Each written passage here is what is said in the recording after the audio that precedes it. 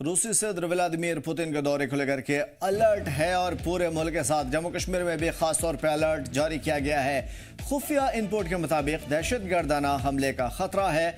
हर मुमकिन हमले को लेकर के सिक्योरिटी हाई अलर्ट कर दी गई है और हर आने जाने वालों की सख्ती से तलाशी चल रही है। कोई लापरवाही ना हो, गाड़ियों की भी तलाशी ली जा रही है। और रूस के सदर व्लादिमीर पुतिन के भारत दौरे के पेश नज़र मुल्क में बड़े पैमाने पर तैयारी चल रही है और इस दौरान जम्मू कश्मीर में खुफिया एजेंसियों से मिले इनपुट पर पूरे जम्मू कश्मीर में हाई अलर्ट है।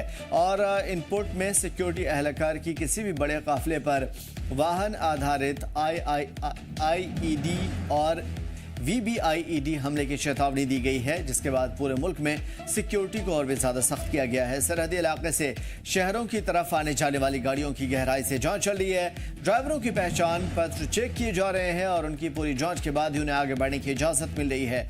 आईईडी हमले के इम्कान को देखते हुए सिक्योरिटी गाड़ियों के बूट स्पेस और सीटों के नीचे और खाली हिस्सों की भी तलाशी चल रही है।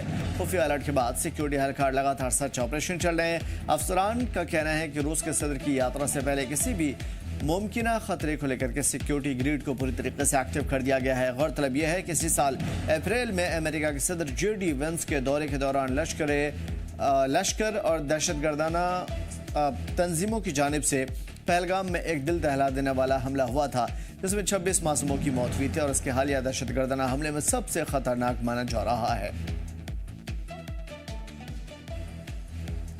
देखिए, जम्मू कश्मीर पुलिस जो है हमेशा हर चैलेंज को निपटने के लिए अपनी तैयारी और अपना जो बंदोबस्ती अरेंजमेंट है उसको टाइम टू टाइम जो है ब्रीफ करते रहते हैं, उसको चेक करते रहते हैं, उसकी ड्रिल होती है। उसको लेकर हमारी सभी जो सिक्योरिटी सिस्टम है वो इन प्लेस है। हमारे SOG के तमाम जवान जो हैं वो आप देख रहे होंगे, सभी पेट्रोलिंग, नाका, एम्बुश और कार्डन सर्च हमारे जहाँ जहाँ भी इंफॉर्मेशन आ रही है वहाँ पे हो रहा है। और हमारे थाना लेवल पे जो पुलिस टीम जो है वो आगे लीड कर रहे हैं। नाका चेकिंग, व्हीकल चेकिंग जो है हर लेवल की चेकिंग चल रही है। और ये टेररिज्म जो हमारे लिए एक चैलेंज है जम्मू कश्मीर पुलिस पिछले 30 सालों से हम लोग से जूझ रहे हैं। और हर तरह के जैसे जैसे टेररिज्म भी इवाल्व हो रहा है उस तरह से हमारी JNK पुलिस हम हर लेवल पे अपने आप को तैयार कर रहे हैं कि हमारा जो लास्ट जवान तक है वो इस टेररिज्म से निपटने के लिए सक्षम हो और इंडिपेंडेंट मौके पर डिसीजन ले सके। जम्मू कश्मीर के CM उमर अब्दुल्ला ने मुल्क में चल रहे SIR के मुद्दे पर अपने रद्द-ए-अमल का इजहार किया और कहा कि अगर किसी को खदशात हैं तो इलेक्शन कमीशन की यह जिम्मेदारी है कि सारी सियासी पार्टियों को बुलाकर बातचीत करे। इलेक्शन साफ सुथरे हों, ट्रांसपेरेंट हों और किसी को शिकायत की गुंजाइश ना हो, ये इलेक्शन कमीशन की जिम्मेदारी है। अगर SIR को लेके खदशात हैं तो इलेक्शन कमीशन को तमाम पॉलिटिकल पार्टीज को बुला के उन्हें समझाना चाहिए कि ये SIR है क्या चीज़ और इसमें खतरा नहीं है। क्योंकि मैं उन लोगों में से हूं, मैंने कभी मशीन के चोरी की बात नहीं की। मैं आज भी नहीं मानता हूं कि मशीन के जरिए इलेक्शन में चोरी की जा सकती है, लेकिन जरूर कहीं ना कहीं इलेक्शन को मैनिपुलेट किया जा सकता है। और नेशनल कॉन्फ्रेंस की सरकार पर एक बार फिर से सवाल है। रिजर्वेशन पॉलिसी और एज रिलैक्सेशन मामले में जो NC के मंशूर में है, क्योंकि जिम्मेदारी तय की ही नहीं गई है, इसके बजाय सरकार पर इल्जाम है कि वो सिर्फ ड्रामा कर रही है, पास द पार्सल का खेल खेल रही है और अपने अखलाकी जिम्मेदार से पीछा छुड़ाने की कोशिश में है। इल्जाम लगाने वालों का कहना है कि सरकार का ये रवैया जम्मू कश्मीर में नौजवानों में बेचैनी, परेशानी और मायूसी बढ़ा रही है और उनका कहना है कि वादे पूरे न होने पर बेहद लोग मायूस हैं और इससे यूथ का एतबार टूट रहा है। खास तौर पर मुखालिफिन ने साफ कहा है कि अगर सरकार ने किए हुए वादे को पूरा नहीं किया तो नौजवानों का एहतजाज और भी ज्यादा तेज हो सकता है।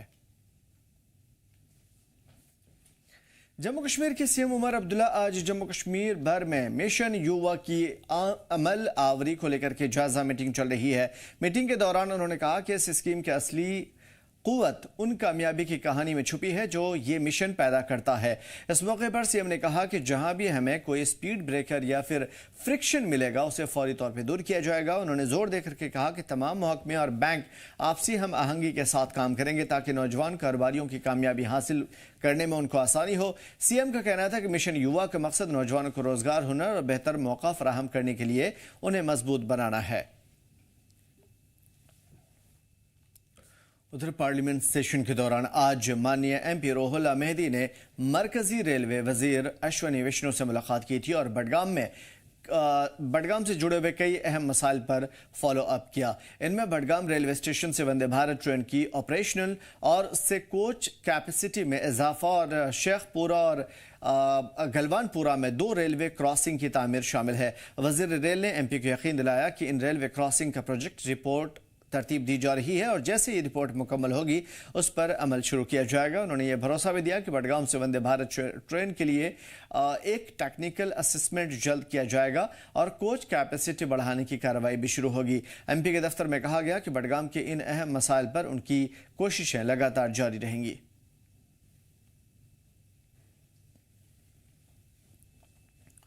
और उधर सांबा जिले के रामगढ़ इलाके में किसान धान की कटाई के बाद अब किसानों को दाना बेचने की चिंता सता रही है।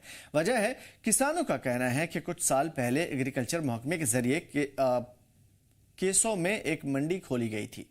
किसानों को खुशी हुई थी। किसान अब सरकार के दम पर अपनी फसलों को मंडियों में बेच पा रहे थे, मगर मंडी कुछ साल के लिए खुली, फिर उसके बाद बंद हो गई। हाल ही में महकमा और मौजूदा महकमे के जरिए मंडी खोली तो गई, मगर मंडी में मोटा अनाज लिया जा रहा है। किसानों का कहना है कि आरएसपुरा से लेकर के रामगढ़ तक किसान बासमती धान और गेहूं लगाते हैं। मोटा अनाज बहुत कम लगता है। किसानों ने मांग की है कि मंडी में बासमती धान और गेहूं की फसल भी खरीदी जाए ताकि किसानों को उनकी मेहनत का फल मिले। मंडी तो खोली है सरकार ने, हमें बहुत खुशी है, हम उनके शुक्रगुजार हैं। लेकिन मंडी खोलने का जिम्मेदारों को इतना फ़ायदा नहीं हो रहा, क्योंकि हम चाहते हैं कि जो भी फसल इधर लगती है, रामगढ़ एरिए में, नंदपुर एरिए में, दग में, नंगा में या और अदर बैनगलाड़ साइड पे आरएसपुरा में, ये जो इस इलाके में जो फसल लगती है, इस फसल को प्रोक्योर किया जाए ताकि जो सरकार ने रेट फिक्स किए हैं उस हिसाब से लोगों को रेट मिले, उस हिसाब से लोगों को पैसे मिले। मेरी पंचायत के अंदर काफ़ी लंबे समय से एक मंडी, दाना मंडी जो है वो खोली गई थी, लेकिन वो कागज़ों में थी। तो बाद में हमने 3-4 साल पहले उसका विरोध किया कि अगर ये जो मंडी हर साल जहाँ पे बैनर लगा के चले जाते हैं खाली उसका रेट शो करके, लेकिन ग्राउंड में कोई एक बोरी जो एक कट्टा दान जहाँ गेहूं की फसल होती है उसकी खरीद फरोख्त नहीं होती थी। तो मैंने एक मर्तबा उसका विरोध किया और तब से लेकर जो जहाँ पे सरकारी अधिकारी हैं उन्होंने उस मंडी को ब्रेक लगा दी, क्योंकि ग्राउंड पे इम्प्लीमेंट नहीं कर पाए उसको। लेकिन इस बार फिर हमने अप्रोच लड़ाई और उस मंडी को दोबारा रीओपनिंग करवाने के लिए हमने कोशिश की और आज मेरी पंचायत में वो मंडी जो है वो खुल चुकी है, दाना मंडी, और लोग उसका भरपूर फ़ायदा ले रहे हैं। और लेह में आज प्रेस कॉन्फ्रेंस के दौरान जिला कांग्रेस कमेटी के तर्जुमान सुनथुप थिनलेस ने मरकजी हुकूमत के हालिया फैसले पर तशवीश का इजहार किया। उन्होंने कहा कि मरकज ने लद्दाख के LG और दीगर सीनियर अफसरान की फाइनेंशियली पावर कम कर दी है, जिससे लद्दाख की अपनी एडमिनिस्ट्रेटिव इंडिपेंडेंस मुतासर होगी। और उन्होंने बताया भी कि होम मिनिस्टर के नए ऑर्डर के बाद अब LG 100 करोड़ तक की स्कीम या प्रोजेक्ट को मंजूरी नहीं दे सकेंगे और अब यह हक पूरी तरीके से यूनियन होम मिनिस्टर के पास होगा। जब से लद्दाख को एक अलग सा यूनियन टेरिटरी बना, तब से लेके आज तक लद्दाख को क्रोनोलॉजिकली इस गवर्नमेंट ने एक डिसएम्पावरिंग करने का सिलसिला शुरू किया है। अभी लद्दाख कंप्लीटली एक डिप्राइव करा है, अभी कंप्लीटली डिसएम्पावर करा है। मैं कुछ एग्जाम्पल्स में मैं बताना चाहूंगा आपको। एक तो पॉलिटिकली लद्दाख को कंप्लीटली डिसएम्पावर करा है। नंबर 2 एडमिनिस्ट्रेटिवली भी लद्दाख को डिसएम्पावर करा है। नंबर 3 जो है लास्ट पे जो फाइनेंशियली जितना भी जो हमारे पास, हमारे लोकल यूटी एडमिनिस्ट्रेशन के पास, हमारे LSDC के पास जितने भी जो फाइनेंशियल रिलेटेड पावर्स थे, सारे पावर्स जो है अभी इस गवर्नमेंट ने खत्म करा है। और इंटरनेशनल डे डिसेबिलिटी डे के मौके पर एक खास प्रोग्राम मुनक़िद हुआ जिसमें ज़िम्मेदारान ने शिरकत की। इस दौरान दिव्यांगजनों के हौसले, हिम्मत और सलाहियत को सलाम पेश किया गया। ज़िम्मेदारान ने कहा कि सरकार इस बात के लिए पूरी तरीके से पुरज़्म है कि ऐसा निज़ाम तैयार किया जाए जिसमें मासूरों के ख्वाब और उम्मीदों के साथ हम आहंग हो। उन्होंने इस बात का वादा भी किया कि उनकी तरक्की की राह में आने वाली हर रुकावटों को दूर किया जाएगा।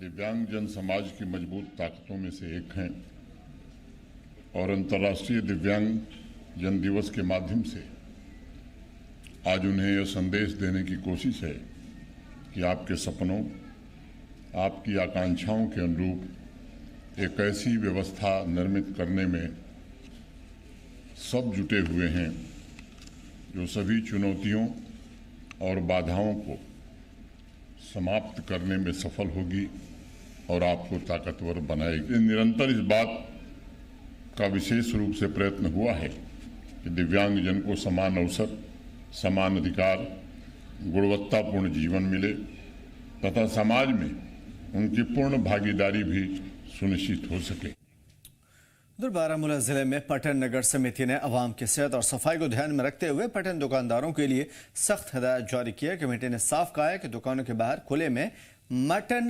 टांगना, लटकाना ये फूड सेफ्टी रेगुलेशन के खिलाफ है।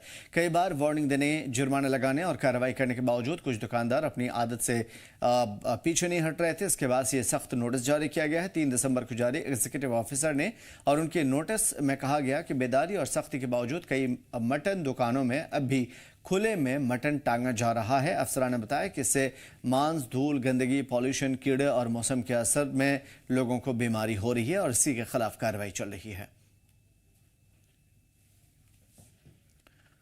शोपियां जिले में आज पीडीपी महिला विंग के डिस्ट्रिक्ट प्रेसिडेंट जमरुद अख्तर ने सरकार और गवर्नर से अपील की है। उन्होंने कहा कि सर्दियों के महीने में पानी, बिजली और राशन की सप्लाई बिना रुकावट से चलती रहे। जिले में सर्दियों में लोगों को बड़ी मुश्किलें होती हैं और टेम्परेचर गिरता है तो लोगों को भरोसेमंद पानी और बिजली सर्विसेज की जरूरत भी है। आपको तो पता ही है यहाँ पे बहुत सी प्रॉब्लम है। मतलब विंटर आने वाला है, विंटर में पानी की दिक्कत, बिजली की दिक्कत, रोड की दिक्कत, बाकी भी जो फैसिलिटियाँ हैं मतलब उनकी दिक्कत है यहाँ शोपियां डिस्ट्रिक्ट में। ये डिस्ट्रिक्ट जो ये शोपियां डिस्ट्रिक्ट कॉन्स्टिट्यूंसी है ये पहाड़ी तबके से जाना जाती है। इसमें पानी भी अवेलेबल होना चाहिए, रोड का मसला है वो भी होना चाहिए क्लियर। जब बर्फ़ पड़ने वाली है, मतलब मानो विंटर आ गया है, इसमें बर्फ़ पड़ेगी। आपसे यही गुजारिश है कि वो शोपियां कॉन्स्टिट्यूंसी में अच्छी तरह से वो बिजली का, पानी का, रोड का, बाकी चीजें जो है उनका ख्याल करें। इलाके में बहुत सर्दी है, आज भी वहाँ पे बहुत सर्दी है, वहाँ पानी की भी दिक्कत है। पानी आज से अभी चिलकलान आया ही नहीं है, पानी आज से जम रहा है वहाँ पे और ऊपर से लाइट की भी प्रॉब्लम है, लाइट भी नहीं है वहाँ पे। इसलिए मैं एलजी साहब से गुजारिश करती हूँ कि हम यहाँ पे जो शोपियां कॉन्स्टिट्यूंसी है, ये शोपियां डिस्ट्रिक्ट पड़ता है हमारा, ये पीर पंजाल के नजदीक पड़ता है। इसमें आप गौर कीजिए, यहाँ पानी और बिजली का मसला ये क्लियर होना चाहिए क्योंकि विंटर आने वाला है। और जम्मू कश्मीर शिव सेना के यूटी सदर मनीष तिवारी ने सीएम उमर अब्दुल्ला के बयान पर कड़ी मुखालिफत की। उन्होंने जो भी कहा वो सरकार की आलोचना में शामिल होता है। आपको बता दें कि सीएम ने कहा था कि माता वैष्णो देवी श्राइन बोर्ड को सरकार से मिलने वाला अनुदान और ज़मीन लौटानी चाहिए। मनीष तिवारी ने इसे सियासी तौर पर मजहबी जज्बात को ठेस पहुँचाने वाला बताया। यूटी दफ्तर में मुनक़िदा प्रेस कॉन्फ्रेंस में मनीष तिवारी ने कहा कि सीएम भूल रहे हैं कि पहले मुस्लिम कम्युनिटीज़ को हज यात्रा के लिए केंद्र सरकार से सब्सिडी मिलती थी। साथ ही श्राइन बोर्ड के पैसे का इस्तेमाल जम्मू कश्मीर बैंक में सरकार को लोन देने में होता था। देखिए, श्री माता वैष्णो देवी श्राइन बोर्ड द्वारा संचालित मेडिकल कॉलेज को लेकर जिसके अंदर जो है कुल 50 सीटों में से 42 सीटें जो है वो एक समुदाय को दे दी जाती हैं, गैर हिंदू समुदाय को दे दी जाती हैं, जिसको लेकर विवाद जो है वो लगातार गहराता जा रहा है। शिवसेना समेत तमाम जो है हिंदू संगठन इस समय जो है वो सड़कों पर है और आंदोलन की चिंगारी जो है वो लगातार भड़कती जा रही है। देखिए, उसके बाद उसकी दूसरी तरफ से जो सरकार, जिसका कि ये हमारा मानना है कि फर्ज है और ड्यूटी है, सरकार का कर्तव्य है कि अगर कोई विवाद है तो उसको सुलझाया जाए। मगर हैरानी होती है कि जम्मू कश्मीर के मुख्यमंत्री उमर अब्दुल्ला लगातार जो है विवादास्पद बयान दे रहे हैं, लगातार भड़काऊ बयान दे रहे हैं, लगातार धार्मिक भावना को आहत करने वाले बयान दे रहे हैं। और हाल ही के अंदर जो उनका बयान आया है कि उधर senior BJP leader Ravindra Rana ने आज पुंछ का दौरा किया, जहां उन्होंने हवेली के एमएलए एजाज जॉन की वालिदा अतीका जॉन के इंतकाल पर अफसोस का इजहार किया। परिवार से मुलाकात की। अतीका जॉन को 1 दिसंबर को इंतकाल उनका हुआ था और इस बीच में बीजेपी लीडर ने ताज़ियत भी पेश की। एमएलए पुंछ जनाब एजाज जान साहब की जो बिलव्ड मदर अतीका जान साहिबा इस दुनिया में नहीं रही, हम और चौधरी जुल्फ़कार साहब और तमाम साथी यहाँ पुंछ में इनके घर ताज़ियत का इजहार करने इनके घर आए हैं।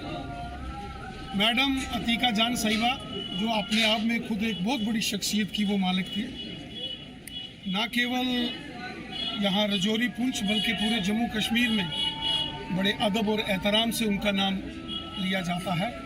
उन्होंने जो अपनी सेवाएं, अपनी सर्विसेज आवाम की खिदमत में दी हैं, आज भी लोगों के दिलों में ज़िंदा हैं।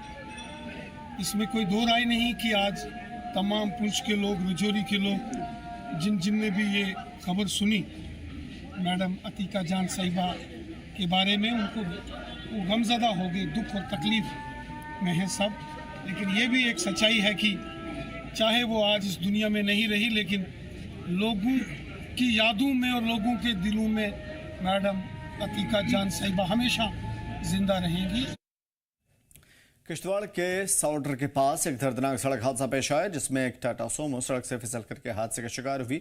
हादसे में एक शख्स की मौत हुई है, जबकि 2 दीगर जख्मी हैं। मौलवी की पहचान रिजवान अहमद के तौर पर हुई है। जख्मी दोनों शख्स को तुरंत इलाज के लिए अस्पताल भेज दिया गया है। किश्तवाड़ में इनका इलाज चल रहा है। पुलिस ने इस हादसे का नोटिस लिया है और हादसे की वजूहात की जाँच चल रही है। किश्तवाड़ के सौंदर इलाके में एक सड़क हादसा हुआ। आपको मैं बता दूं, किश्तवाड़ के सौंदर इलाके में जो एक टाटा सोमो गाड़ी जो है वो गहरी खाई में जा गिरी, जिसके नतीजे में एक शख्स की जो है वो अनसपाट मौत हुई। आपको मैं बताऊं, जिस शख्स की मौत हुई उसका नाम रिजवान फारूक था, सना फारूक में जो सौंदर दक्षिण का रहने वाला था, और उसके साथ 2 और शख्स जो है वो गाड़ी में सवार थे। वो दोनों जो है वो क्रिटिकल हैं और उनको जो है वो बाद में जो है वहाँ पर चौकी अफसर डेड पे, चाहे वो दक्षिण हो या वहाँ की लोकल लोग हो, उनको जो है वो वहाँ से रेस्क्यू करके जो है वो वहाँ से जो है डिस्ट्रिक्ट हॉस्पिटल किश्तवाड़ पहुँचाते हैं। और डिस्ट्रिक्ट हॉस्पिटल किश्तवाड़ में इस वक्त जो है उनका ट्रीटमेंट जारी है। आपको मैं बता दूं, इस गाड़ी में टोटल 3 शख्स जो है वो सवार थे, जिनमें से एक शख्स की जो है वो अनसपाट मौत हुई। हालांकि 2 इस वक्त क्रिटिकल कंडीशन में है और उन दोनों को जो है वो इस वक्त जो है डिस्ट्रिक्ट हॉस्पिटल किश्तवाड़ में जो है वो लगातार जो है ट्रीटमेंट जारी है। जी मीडिया के लिए किश्तवाड़ से मुंतसिर गिरी। गुलमर्ग के एमएलए फारूक अहमद शाह ने आज गुलमर्ग असम्बली हलके के अंदर गांव का दौरा किया और चल रहे तरक्याती कामों का मुआयना किया। इस दौरान उन्होंने कटीपुरा में एक नए प्राइमरी स्कूल का संग बुनियाद भी रखा, जो मुकामी लोगों के लंबे वक्त से मांग भी थी। इसके बाद एमएलए ने टंगमर्ग और कुंजर में अवामी दरबार की सदारत किया। इस दरबार में मुख्तलिफ हलकों के लोग अपनी परेशानियों को सामने करते एमएलए के सामने में किया और सभी मुतल्लिका महकमे के अफसरान भी मौजूद रहे और मामले को जल्द हल करने की बात कही गई। आज हम सारे 7 ब्लॉक को कवर कर रहे हैं। ये this was the 6th block Tangmarg का, अब हमें कुंजर आज कर रहे हैं। वजह दरअसल मकसद ये है कि लोगों का हम सुने, लोगों के मसाइल हैं, लोगों की मुश्किलात हैं, और जो मैंने वादा किया था कि एडमिनिस्ट्रेशन एंड द पब्लिक आमने सामने, for good not for bad things. तो मैं मुतमईन हूँ, जो ऑफिसर्स हमारे काम कर रहे हैं, एडमिनिस्ट्रेशन इज एक्टिव, ऑफिसर्स काम कर रहे हैं, लोग मुतमईन हैं, लेकिन कहीं कहीं पर भी मुश्किलात हैं।